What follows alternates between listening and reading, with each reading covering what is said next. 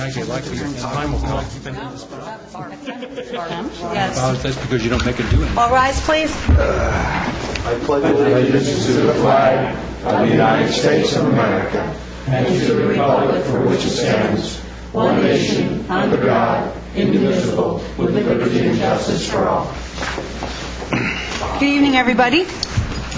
We met at 4 o'clock today. The supervisors went out on a road inspection with Paul Garr, our roadmaster, and Dick John. Then we also met at 6:30 in an executive session regarding some personnel matters. Is there any visitor or public comment tonight? Okay, seeing none, hearing none. We are next meeting on Tuesday, October 16th. We're going to have a special meeting tomorrow night, October 3rd, 7 o'clock here on the sewer areas on Pebble Ridge. And the meeting will be in conjunction with the Public Water and Sewer Advisory Committee, and the entire board will be here. We're going to hold a budget work session on October 11th at 4 o'clock here. The community yard sale is October 6, 2012 at Central Park from 8 a.m. to 1 p.m. Our administrative offices will be closed on October 8th for Columbus Day. Halloween, that's for the dogs, is, I didn't mean it that way, is October 20th of 2012 at the dog park, beginning at 10 a.m. That's where you dress up your dogs and you bring them, and there's a little contest. Doylestown Township Leaf and Yard Waste Recycling is October 20th, 9 to 11, and it's going to be held at Central Park off New Britain Road. This event's for township residents only. And at some point, we're going to create the, let's skip this announcement, because we're not ready for the Dog Park Advisory Board at this point. Minutes approval for September 18th, 2012. Is there a Move for motion? approval. I just have one comment. My name is spelled wrong at the bottom of page 1. Horrors. We'll fix that. Anything else? Would that change? Any other? You need a second. You need a second. You need a second. I'll second. Thank you. Any other questions or comments? No. All in favor? Aye. Thank you, Rick. Correspondences. We have an email from Lee Schwartz, and Mr. Schwartz is here.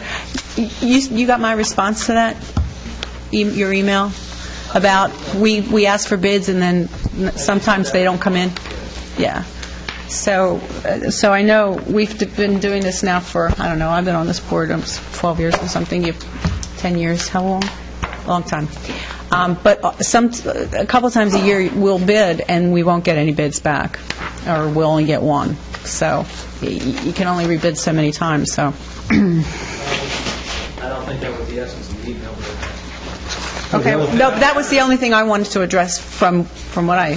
Okay, but there are other things. What I was going to say is the bids are opened publicly, and years ago they used to open them here, but sometimes you'd have a very complicated project with 20 or 30 bidders, and you'd be 2 hours going through the bids. So they don't open them public. They don't open them here, but they do open them publicly. Yeah, the time is always set in the advertisements and everything as to when the bid opening is.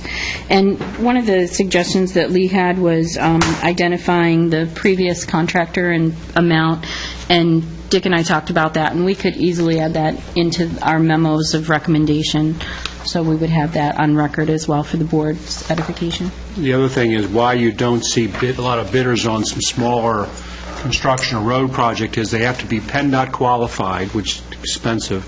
They have to have bid bonds, performance bonds, and sometimes your contractors that are smaller than aren't the Morrisseys and so forth don't want to spend that money to bid. So that's why you have sometimes get difficulty getting bidders on smaller projects. It's not unique to Doylestown.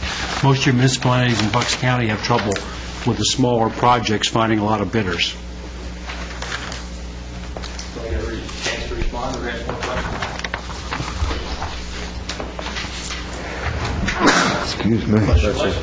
Thank you. The reason that I brought that up at the last meeting is because any time that you have a situation where you get a one bid or a two bid, over a period of time when you're down to that few bidders, you have to wonder about the process. Have they become discouraged about quoting the township? Have they decided that the people that have been getting the business continue to get the business? I think the other part that I had in the email that I was really trying to promote was the fact that we could be more proactive in trying to stimulate more quotes when we go out for these. I wasn't necessarily trying to say that this particular quote had anything in question, but if you look back over the period of the last several months, and as we get close to looking at the new budget, you'll find that a lot of the quotes that are going out, whether it's for lawn care, grass cutting or anything, Dick will say, well, they came in way over budget. Now, last time he chose not to go over budget, but that means we got 10, 20% less service than we expected. So going on my experience is that if you don't actively challenge the bidding process or the procurement process, whether you're a company or a government, you have a tendency to lose the competitive factor that helps keep your costs down. So in the spirit that it was offered, I was simply hoping that we could have some dialogue or talk about the procedure that maybe included trying to stimulate more bids from people in the area. Now, I went online and I found 13 people. It doesn't mean they're PennDOT qualified. I wasn't going any further than just to see what kind of selection we could have. So I guess I was suggesting to the board that in order to control costs, you need to be a little more proactive in trying to keep the costs down as opposed to saying, well, that's all the bids we got, and that's what we have to do. That was the main point behind the message that I was trying to convey. Okay, and the main point behind my response was that through this process, we always try and keep the costs down. Through this process, they're always looking for people to bid. Through this process, they get as many bids as possible, and oftentimes they solicit bids. And Mr. John is always trying to keep the costs down and try and get the lowest bid. Based on all the conversations we have, I know that there's... So I don't know what more they can do, but I'm sure if there is more they can do, they will do it. I don't know what more you can do. It's worthwhile. So Things, every procedure, every process, every provider gets more expensive every year. The costs go up, and But if any of you are in business, and some of you are, you'll probably realize that as you get one vendor that comes in at a good cost to start with, you get on the escalator with them, and you need to check that one every so often. I haven't looked at the history. I don't know who's bidding on the same things each year. But if you get into a situation where the same bidder gets the project over and over again, you start to lose your ability to control to minimize the impact of cost increases. So but those things are bid every year, though. Those projects. And I'm saying I didn't go back to see who gets the business every year, but it just raises my flag when I see it only one person responded. Who gets the business are the lowest bidders? The lowest responsive bidder. Correct. Has to have the work. And when you're down to only one choice, that's your only choice. Well, that's true. And that we don't have much control over. We solicit as much as you can. I understand you don't have control in the response. You do have a little bit of control over stimulating the number of responses. That was the essence and the spirit that I was offering that in. Okay. Thank you. You're welcome. All right. We have the resignation of Mr. O'Malley from the Traffic Advisory Committee. Is there a motion to accept? So moved. Is there a second? I'll second. All in favor? Aye. With regret? With regrets, yes. Mr. O'Malley does so reluctantly. Reports from the solicitor? Nothing that we won't discuss if it comes up later. Chief? Nothing to report. Stephanie, ChemFab? Yes. Just real quickly, a few months ago I reported on ChemFab, and as you know, that's in the borough, and they have had contamination. They are working towards the soil removal at that point. One of the things that had come up at that meeting was to have a sort of citizens advisory committee form that would link to EPA and kind of keep people informed. They had the borough at the last minute hosted a meeting. There were some residents who were interested. Dick attended that, so there is going to be a committee formed. I'm not sure if when we hear about the next time they're meeting, we'll let the board know.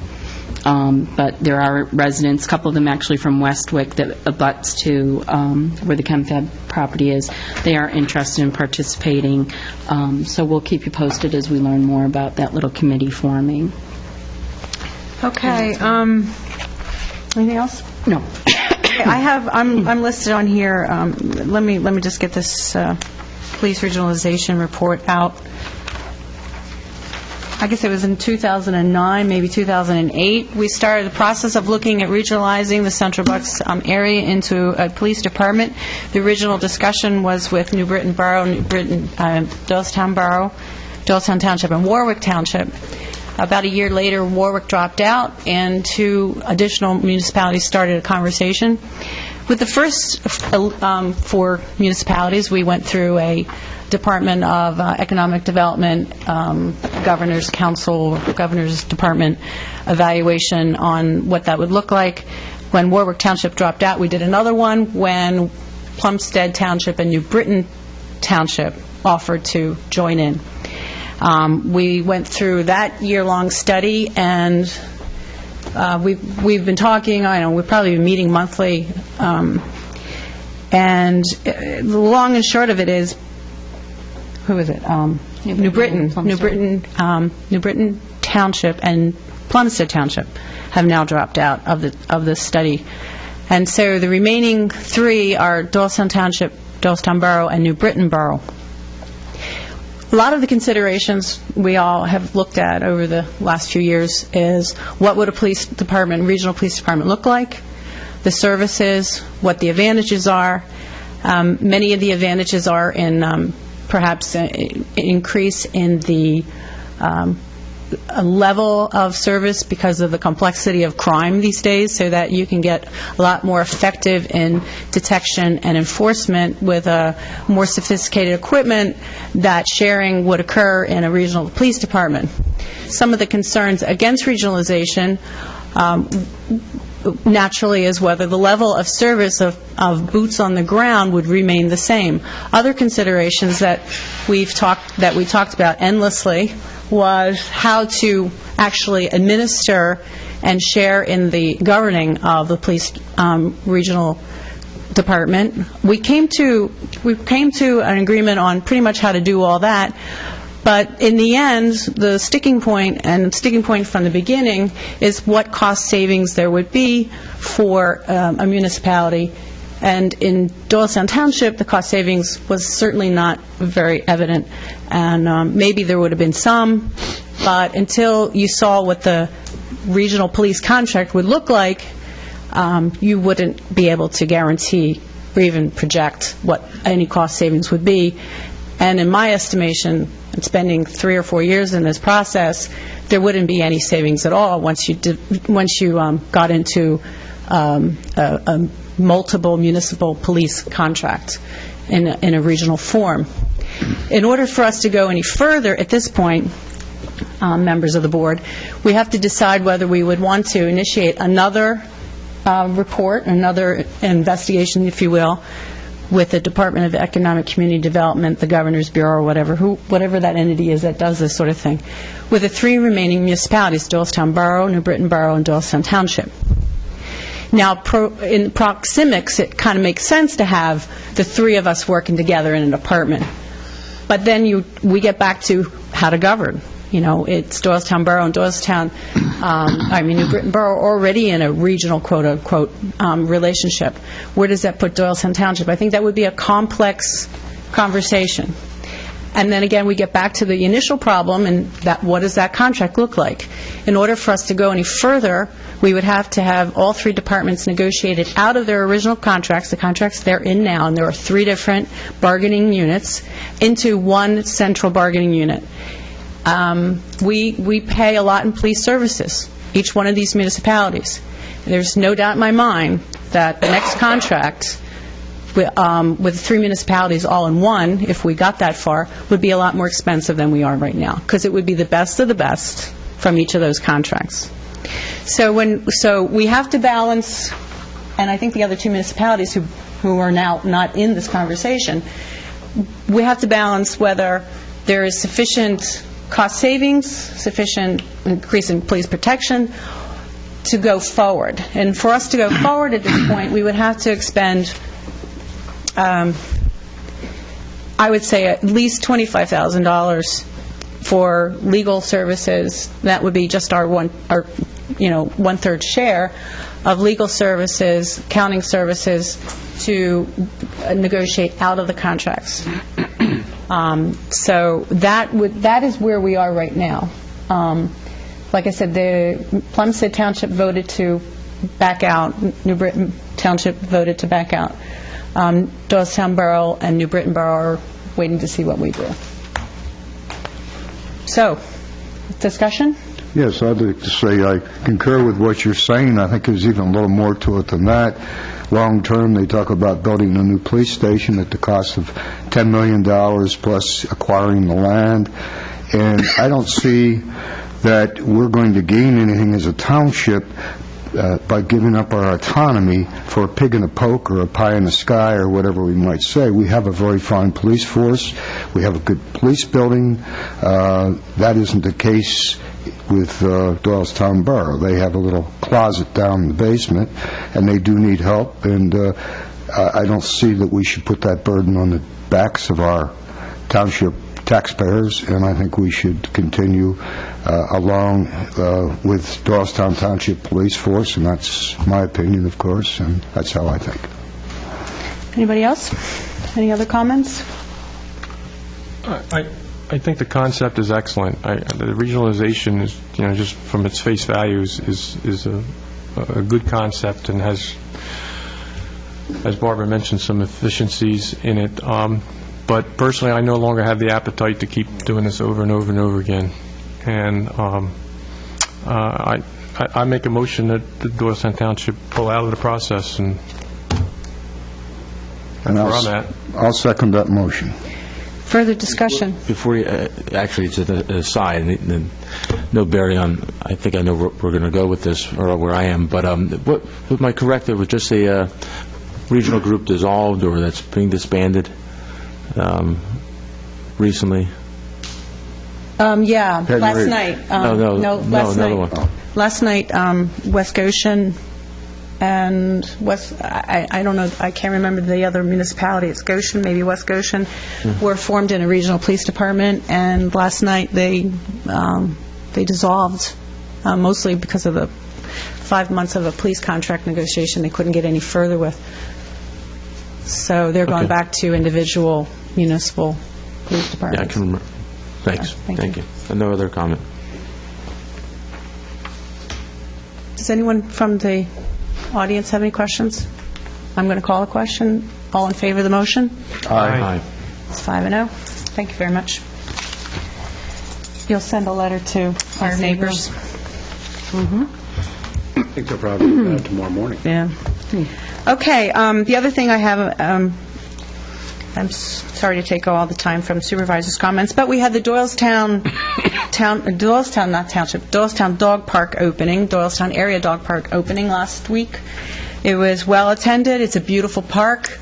You need a key fob. You have to be a member, and you have to go through all kinds of, at least some kind of orientation and training, and your dogs all have to have their shots. The parents all have to have their shots in order to get in. But it's a beautiful park.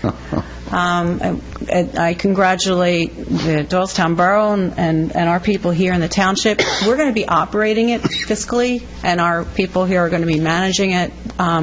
The nuts and bolts and the dirt, with Doylestown Borough chiming in with their public works guys. And the committee will, I'm sure, continue. They're made up of representatives from the Central Bucks area, mostly Doylestown Borough and Doylestown Township. They've worked really well together. Congratulations to the committee. Thank you to the county. Thank you for Doylestown Borough, to our township. This is a wonderful opportunity.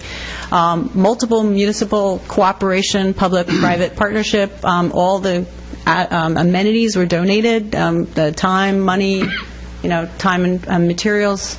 So no tax dollars, and it's a beautiful facility.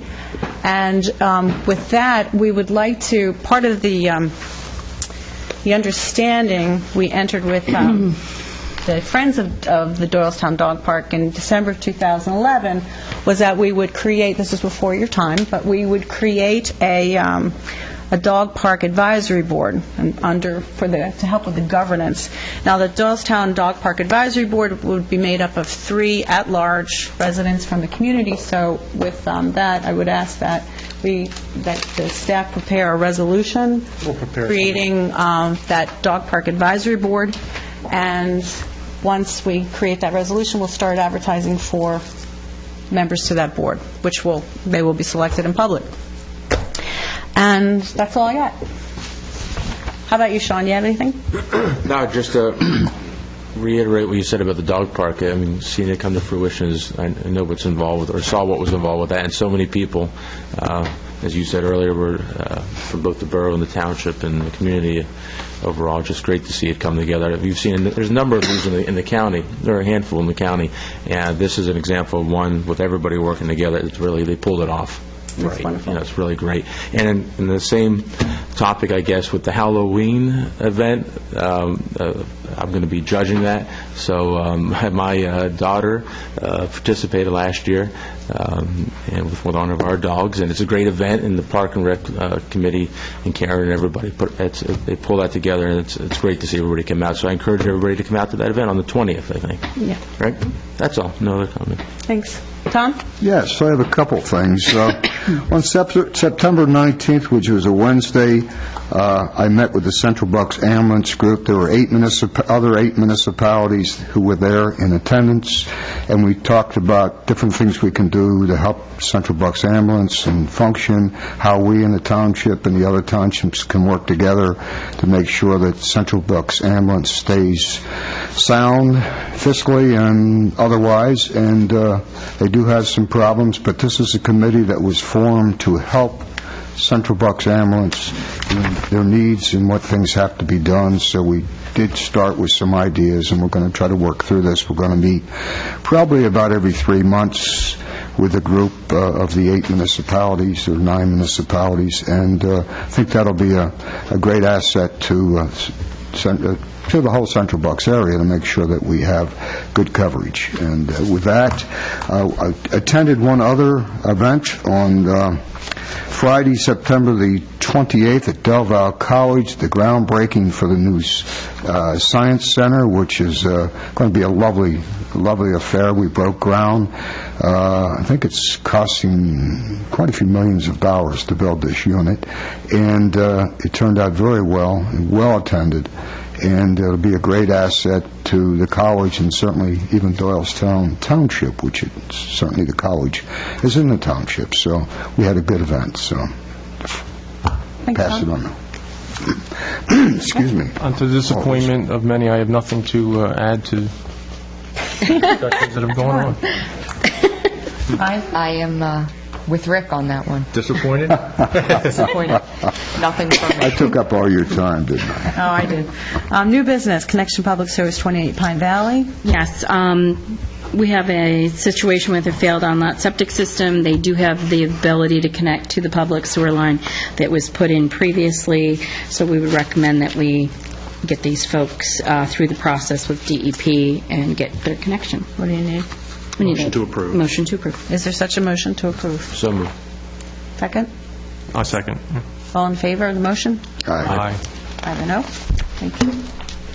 Pavilion at Furlong, your expiration date on the agenda says 1/25/12. It should be 1/25/13. The letter requests an extension to 1/25/13. Correct. And actually, the current is 10/20/12, Jeff, just so they had that incorrect. But they did go before the Planning Commission last Monday night, and the Planning Commission did recommend that they receive an extension. So they're not expiring on the 23rd, expiring on the 20th? Yeah, the 20th Okay. of October. 25th. But they'd like to go to January 25th of 2013. Is there a motion to approve the extension? I make a motion we approve the extension.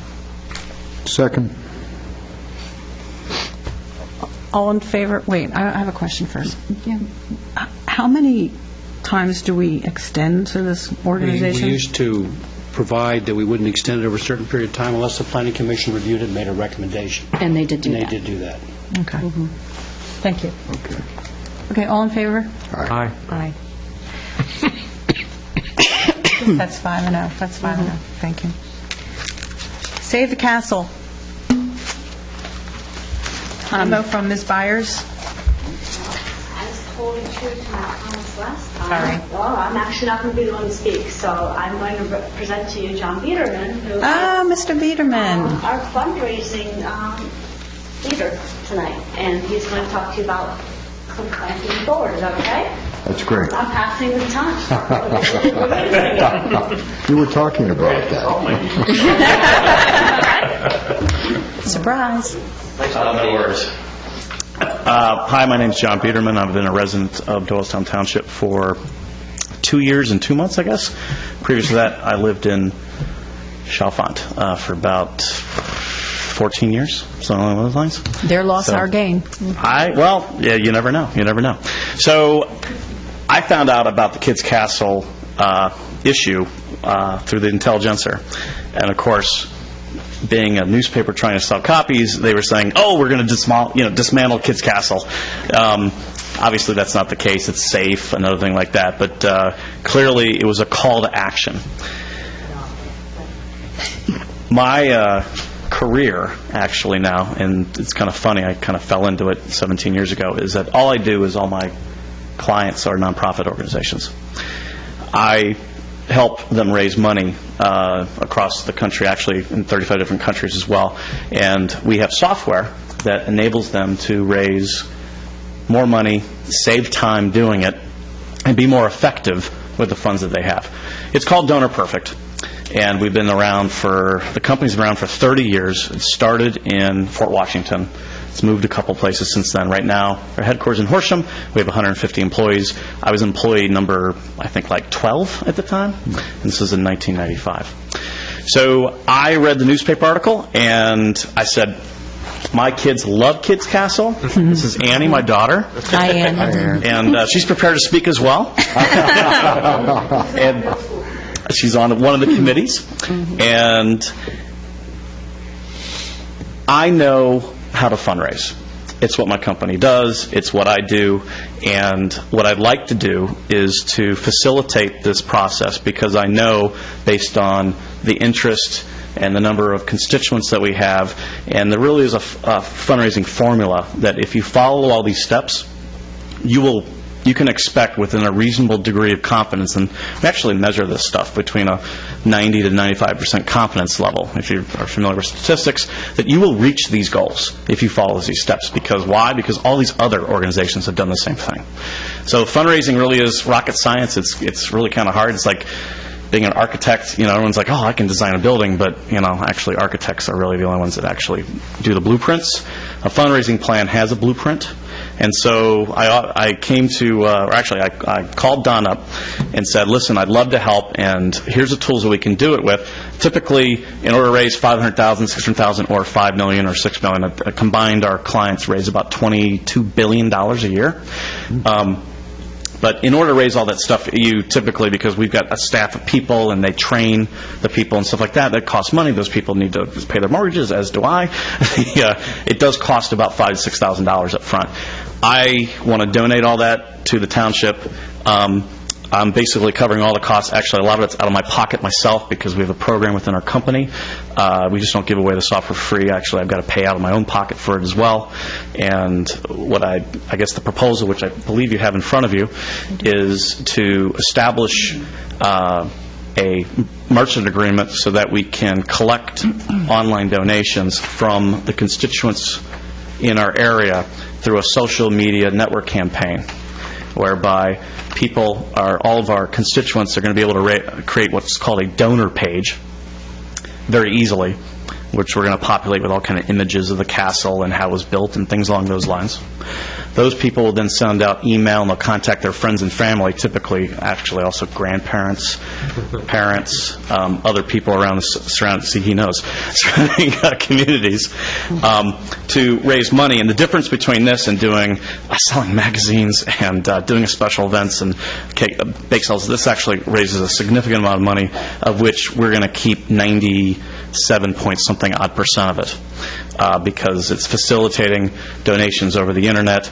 It's something that the average gift amount is going to be somewhere between $50 and $80 on average. And we get almost all the money. The only people that get the money, unfortunately, is Visa, MasterCard, American Express, which you can't avoid. I think the township already understands that they've got in agreements already, and they've got to pay discount fees and transaction fees and gateway fees and PCI fees and all those other fees, of which I'm actually waiving some of those in the proposal. And so the end of the day, we'd really like to make this happen, because I know that with the strategy that Don's put out and the committees and all the meetings that we've already had and everything like that, that we're going to be able to raise enough money to save Kids Castle, not just in the near term, but also the long term. And that's what the proposal is in front of you. Questions? Attaboys? This sounds like a great idea, and I'm glad we found a very skilled individual who can handle this task. Thank you, Mr. Biederman. Can you tell me who makes up Friends of Kids Castle? Is that a committee? We actually have an extensive committee at this point in time, coordinator, leaders for various positions such as fundraising, tax restoration. I'm being yelled at. Sorry. I know governance is. I'm going to make her repeat that. Going to have you come up front here. Okay, I was trying to avoid this. I'm good. Thank you, though. Yes, at this point in time, we have a quite extensive committee. We've been meeting since August, the second week in August, I believe. So I can provide that list if Steph does not already have. I think you do have somewhat of a list. I can provide an official list for you of people who are now on the committee. We actually have coordinating positions, and then we have subcommittees. In total, we have 82 people on the Friends of Kids Castle committee who are actively pursuing this Save Kids Castle initiative. Okay. Well, taking a page out of a dog park committee and relationship with the township, we might want to get some kind of formality, because when we start collecting money and processing things through the township, then we'd like to have that sorted out so that everybody understands what's happening, what the ramifications are, what the obligations are, and who's in charge. So what does that require? How does that differ from how we've operated for the past 15 years? I'm not sure. Friends of Kids Castle I'm not sure. We have been an established committee for 15 years. No. But we're collecting money now in a system that I'm not that familiar with. Right. And that'll probably go through the township, so I want to have that sorted out. It does. Just so you understand, too, one of the things that wasn't probably clarified, one of the reasons we felt we had to come before you is because it does require the use of an established account that Kids Castle has with the township, that we would need to share that account with Donor Perfect. That's what that agreement, the merchant agreement, is about. So you're correct. There is a transfer. That's pretty much what I'm talking about. Yeah. Just want to memorialize what's going on in relationships and who would be signing on behalf of the Friends of? Signing. Who would be that responsible? Township. Yeah, the township can, I believe. So we are doing it. Yeah. Friends has no responsibility. You're holding the do-re-mi, Yeah. I think, right? Yeah. Township is going to... Yes. But it does come to question, it does bring a question regarding expenditures. So as we do have to make purchases and select to participate in certain events as we go forward with this, whether it's a special event that requires us to purchase something, I guess it is important to have some formalities so we know how to... Yeah. Well, it's easy to work out. It's not going to be onerous or... Work it out with the dog park, we can work it out with Friends of the Maybe we Kids just Castle. And take John, we that did template. this initially when we started Kids Castle, and I think we did something similar when we did the 10th anniversary. Yes. But we've had the account, and periodically we'll get a donation. But this is going to be, I think, much bigger and much faster than people coming in with checks as we've done in the past. Yes. So. Okay. So you just identify who those folks would be. Sorry. Key people. I just have a question just regarding the Donor Perfect software. Kind of two-part. First, thank you. I think it's wonderful that you're donating your services. But do you more than just having the software, I think the bigger question is like the fundraising plan, the social fundraising plan, because you can have it all up there, but putting the plan into place for bringing in these online donations is really important.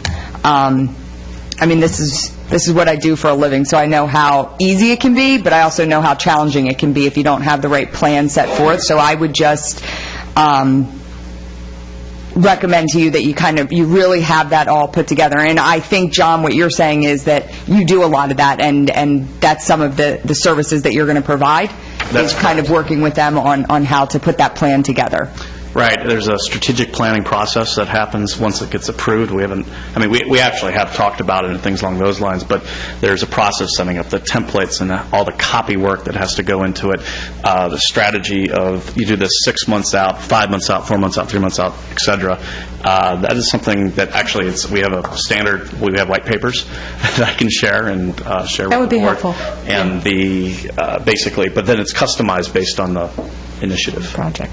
And then just the one last comment I have with Constant Contact. I see, with the email blast, there are a lot of free, I don't know how big the database is that you're blasting, but there's a lot of free programs that are similar to Constant Contact, as opposed to kind of hosting on somebody's site and coming in, because no matter what it is, it's going to, if you're being an existing Constant Contact subscriber, it's going to come from that Constant Contact subscriber, even if the tagline is, Friends of Kids Castle. We can talk offline, but, I could probably lend some different ideas, too. Sounds like a new member of the committee. Sounds like you're volunteering. Did you get her name? No, it's a good point. We have many hundreds of clients on that.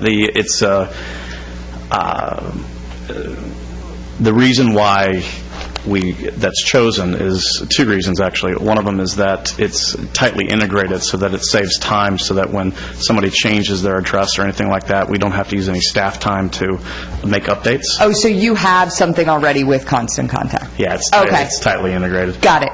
Okay. And the other thing is that actually we just need to we're going to find someone in the community that if a business has a Constant Contact account, Constant Contact, I know one of the founders there, they have a charity program, just like our company does, and it's Charity for Kids, I believe is what it's called, and they'll actually donate the whole thing to us. And but the way they manage the program, so they don't give out 10,000 free accounts, is that you have to just tag up with an existing paying customer, which we'll find.